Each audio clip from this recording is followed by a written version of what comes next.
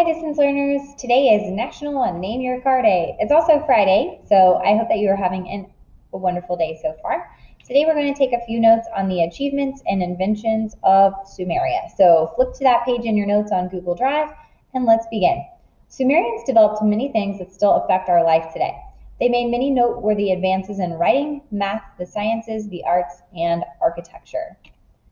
Cuneiform is one of the coolest things I think that they created. It was a language. The Sumerians created cuneiform, a system of wedge-shaped writing that was imprinted on clay tablets using a reed stylus.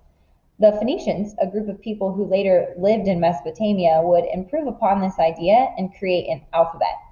So they would etch their language into these rolling, kind of like rolling pins, and then they would roll it across the clay, and it would inscribe whatever message they wanted to say on the clay tablet.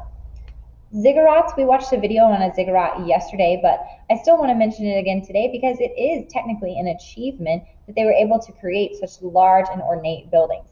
Sumerians created massive temples to worship their gods.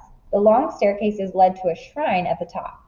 It was said that the Sumerians built their ziggurats as high as possible to be closer to the gods. Some ziggurats can still be found in modern-day Iraq, including the Great Ziggurat of Ur. Epic of Gilgamesh. Sumerians also wrote poems, hymns, and epics. This includes the Epic of Gilgamesh, the tale of the legendary king of Uruk, and one of the oldest written stories in the world. And you can tell it's written in cuneiform, their language, over here on this tablet. The story is about the king's search for eternal life, and it even contains an account of the global flood, which is pretty cool. It helps prove the Bible to be true, and we will be reading this epic next week. The lunar calendar. The Sumerians developed the 12-month calendar as a consistent way to keep track of time. The length of each month was either 29 or 30 days long, which was determined by the phases of the moon as it orbited the Earth. We still use a 12-month calendar today, don't we? Base 60 numbers. The Sumerians created a mathematical system based around the number 60.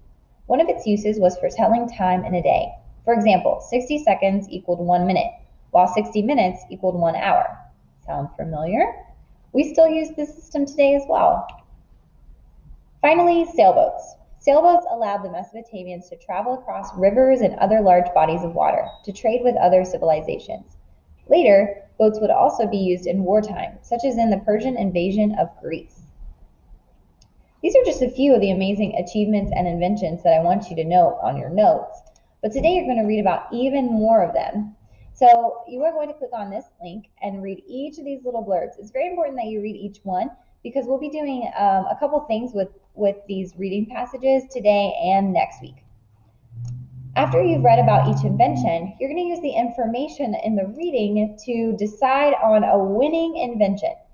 I don't know if you've ever seen March Madness, but this is kind of the same idea, Mesopotamian madness. What I want you to do is make an educated decision on which inventions you think were most impactful to our world.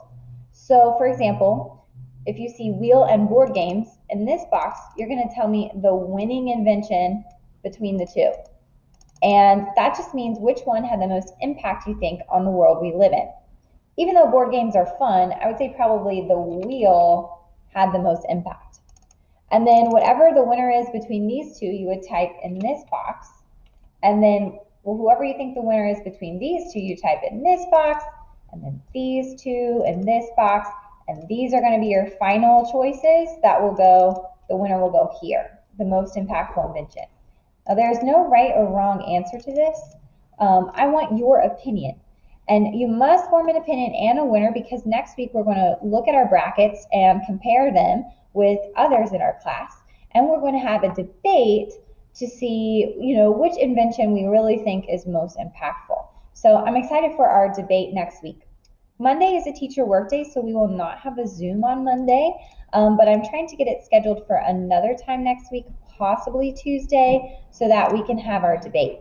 I hope you have a wonderful weekend.